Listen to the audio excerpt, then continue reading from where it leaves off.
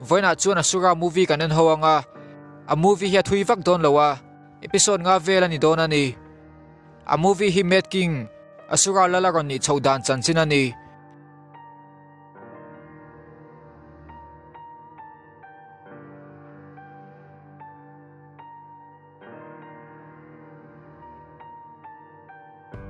a movie in ran na chuan fahrah naupang pakhat lu hawa chu man motakin alo tlana aro chu tlia to wangin thinga cherlo chuan akal tha theilo ani a theito pa chaka tlanin mithan khathian lo pungkhoma chu naupang chu making no pan lai lo ni in mi pungkhom ka ra chuan a fain sepa anua chuan a thian kom ngei em siwa chu awa mu theita ni lu hawa chuan in sual chu a maina sa toy ma zota siwa chuan an tran vedeu che thua se ni u tribe lalin an khola la ron chaw alo ni ya an kho chu iron tribe tie hre thin an ni iron tribe lal chu lu hawa thian pa siwa pa lo ni bok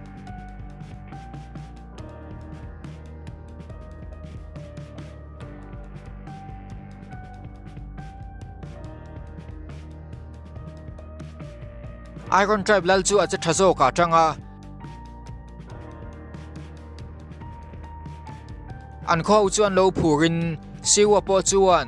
u tribe lalin na pa ron chau chu athil ti sual lian takani thu lo se ni u tribe lal chu thinrim toy ma wangin chema chuwa siwa pa chu beile ngal bok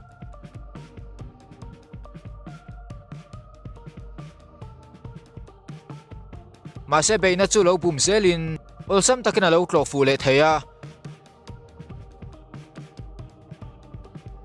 achem chu kutlong chawin alo manding thayani u tribe lal chu tang zualin achala zukzai thi thaya siwa pa thin chuan tur to big lowin angun nam chu ti chiat saka a technique pakhat mangin u tribe lal chu beisui ngalani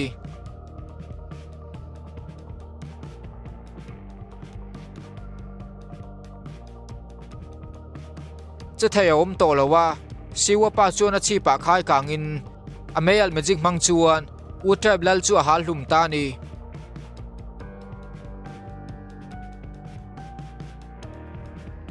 iron tribe mi puite chu an lo aw na sa hleya u tribe te po chuan thlantur dang nei to lowin an chak lo na chu an po mangaya tuna chuan iron tribe lal chu an lalani ve to don ani siwa pa in nena chan hnu chuan anin beina chu mi puite ma a fair taka an nei thua saya u tribe lal chu zawm taka thia wangin atharau chu arsia achan tur thua sei po an nena wang chuan khomi puite chu an hlim hleya an lalfa pa siwa po chu fachoi mo in hlim takinan vor kang ani chung mi pui pu savel chuan lu hawa chuan ne kluwa handing chuak le in a thian pa chu han thira siwa na thian pa taksa chaklo tak ama in lama pan tur mu chuan a khonga I ve hle ni ina thlan nu chuan awin thom no lo zar meka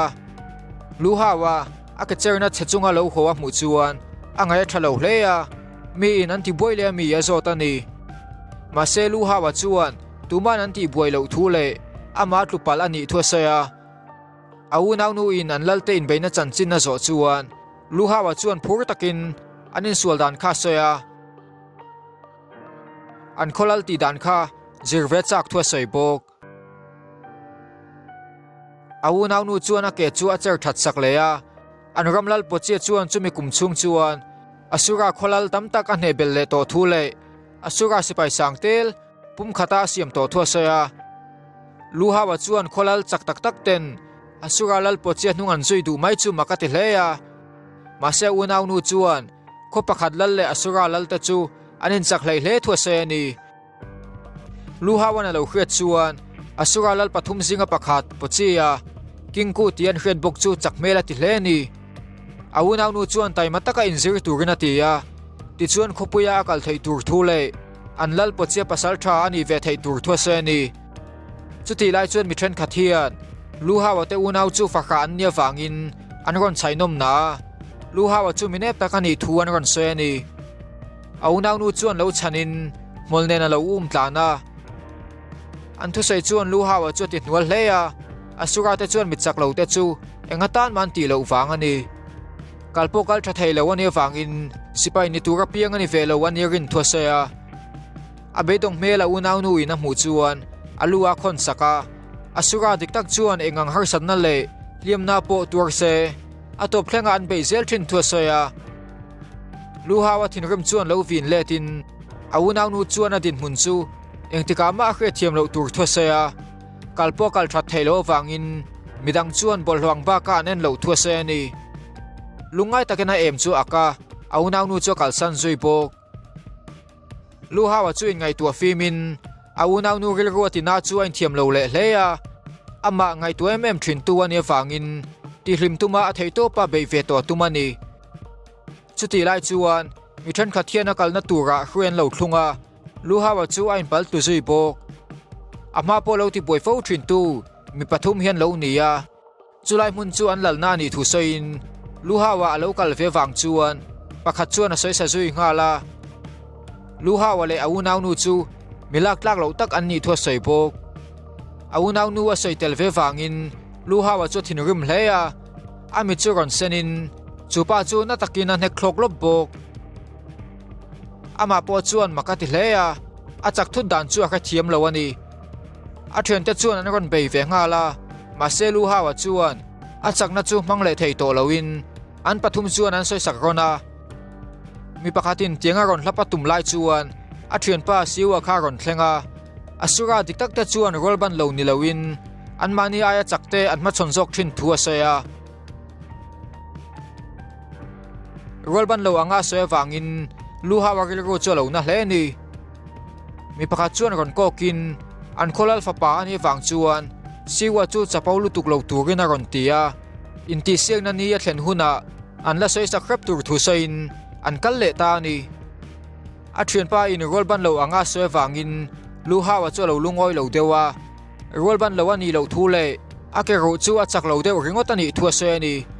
siwa chuan ngai dam dilin a kai thowa an pani chuan ti ti dunin luhawa chuan khang mi te khan an hmuhsit rang thin thua soya a beilet ve ni lo chuan ran nungang leka anen tur thua se ni ma se siwa chuan atan ne ngai na om lo chuan tlo mai thin turin a lo khil ve thung luhawa ngai dan chuan ni lo hleya asura te chu engang din huna po ding se atop thlenga an be thin thu aunaw nu ina soi kha a khil chonga ma se siwa chuan in beina chu boina chin felna ani lo thu soin angai dan chuan asura te chuan atul bak bakin in beina chu an choi sanga anin dona thin tam tak chu olsam taka chin fel thei ani thu ase ni chuti lai chuan luhawa chuan thil dang dai tak hi khre thuta engtin mo an khuwa chu mi tu tenemo an be mek ti khre thei ani lau thong tak chungin athil khre chu siwa chu khil veya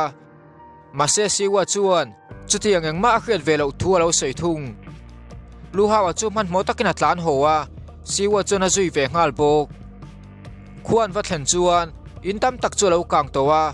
luhawa chuan anin lampanin aunaw nu chu wangai ven ma saberani thingnuaya aunaw nu chu ni kho khelowin an va hmuwa an soi deuh nu chuan aunaw nu chu ran har chuak le thuta chiai tak chungin an pani chuan tlan bo vat turin na tiani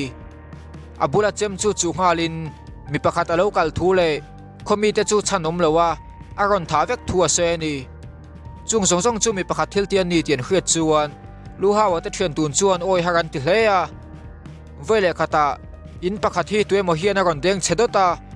chupa chu an kholal siwa pa khalo ni in mi pakhat hian aron sui ve ngal bok an lal chuan a chakna zong zong som khomin a move chak bera mang veya ma se chupa chuan ol sam takin alo dang the ani until mu chuan an thian tun chuan a thong hleya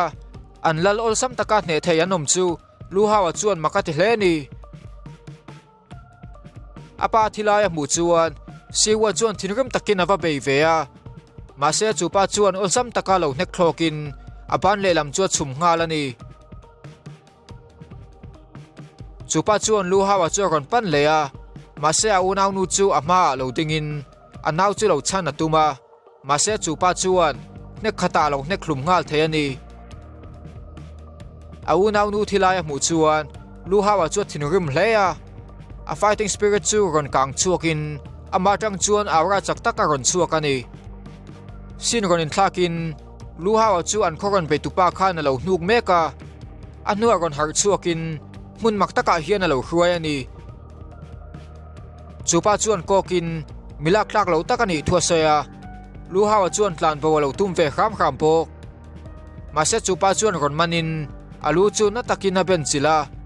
lu hawa chu thisanin bulvekin ni kho khelo na omta ni mun pakata hian lu hawa chu lo mu hila amu manga mi pakatin awunau nu le atrian pa soi salai kha mule ni voile khata ron har chuk thutin ala thilo chu makati hleya abula mi pakhathi alo ompok chupa chu na ming chu jingi ani thuasaya an khoron be tu le kidnap tu kha awunau pa lioji ani thuasai bok lu hawa chu chi a in awunau pa chu an khomi te le achung te tha sak vek thuasaya jingi chuan ngai dam dilin awunau pa chu adu dan da na ache thin thuasaya ni lu hawa chuan chung thil chu enge ti thin chan na zota jingi chuan a thei to pa dan tuma be thin thuasai ve bok lu hawa chu la chi ai hleya jingi chuan beng dai tumin ama puitura om thule azona te chu amalte te ya a chan sak vek tur thuasaya ni lu hawa chuan jingi te u nau chu asura dangte ai andang lambi ka hret thuasaya jingia chuan midang te nen chuan aninan lo thu sein chulong chia chuan kumtam tak anom to thuasaya wana tanga no chu an ni nu khan chulonga chuan anom charchar thuasai bok chu thu lu hawan hret chuan makati hleya jingia te unau chu thon thua an lo hret thin 99 ghosts of asura te zingami an ni ti na nia asura te ancestor an ni bok jingia chuan chulai mun chu anom na mun ani thule awunau pa chu aron kalve ngai lo thuasaya awum zia chu ruhawa chu ala thi tak tak lo ti na ni jingia chuan pathian te dam hun chung chu chan engemaw wangin a seivak thei thuasaya chu awunau pa ne na anla dam reng na chan po chu ani athu soi chu luhawa chuan makati hleya an komite liojian aron be chan kha zot le bok jingia chuan awunau pa chuan ael pui tlak mi zon rang thuasaya lu hawa chu ania be sei wanga ron manani thuasai bok chu hmuna tanga chuadu chuan awunau pa chuan ne photangai thu jingia chuan a soani lu hawa chuan makalo ti hleya lio chi chuan he thei arin lo thu le ani chuan khuwa po achak lo ber polani thuasaya kalpo akal that thei lo thuasani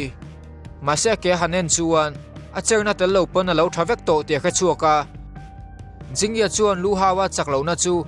angai tu na le suang tu na mai mai ani thuasaya chu lu hawa chuan a fin fia to thuasai bok hun kal to lo lang le in awunau nu thi khan lu hawa chu thin rim hleya chakta ka watlan phein lioji kha waseni lu hawa chuan kha thil thlen dan kha khe to lowa jingia chuan lo sei fein lu hawa kha a thin rim ema wangin mani in hlauna khovela zuang luta chu asura te fighting spirit nei theya level sang berani asura te chu indo tura piang an ni thuasaya asura te chuan hrena panga chak tak tak an nei thu sein chu 5 cents of the god of war an tia chuan hrena panga man dan chu lu hawa chuan a zira ngai don thuasai bok chungan hrena control na chu asura te thinlunga aom thuasaya an thinlung chu chak po le an 5 cents of the god of war chu a chak zual tur thuasaya ni God of War mit mangin an be puite chakna lai an muthaya God of War nar mangin an tum puite thong na mun le anom na lai an khathaya God of War beng mangin an sevela thom zoite te thlangin an khafek thaya fighting God touch mangin midang ron be na chu olsam taka an lo dan thei thu asai bok chung 5 cents ta chu aman thiam vek nu chuan lu hawa chuan a chakna vorto pathlem tur thu jingia chuan a soya chuti huna chuan lioji chu a hne thei tur thuasai bok athu sei zonga hriat nu chuan lioji chu ala hne ngei tur thu lu hawa chuan a soani sin ronin thlakin lu hawa chuan lioji chu belo tum le meka amo thilai ani wangin thom dim taka vakala va be thu ta tumani ma se lioji chu ron har thutin na takina ron hnek ngala lu hawa chuan aning toin aman chan po khen vek to thuasaya lio chia chuan chudan kongom chun chu ama hne ni thu lo sei ve bok lu hawa chuan thin rim na ko chu tumin awunau nu thattu ani thua soya lio chi po chu alo phur to hle lu hawa chuan va be phei ve ma se apuma na takina lo hneka lu hawa chu thile ta ni ma se nuwa jingya ruma khana ron har chuak le thuta ala thilo chu makati hle ni jingya chuan lo sei fein lu hawa chu vai ni lai thi to thua se ni a thie piang in ron har chuak le zelanga ma se ron har chu piang in ataksa chuan serom belzel dona chu ser chuan at ema wang le anat belzel dona wangin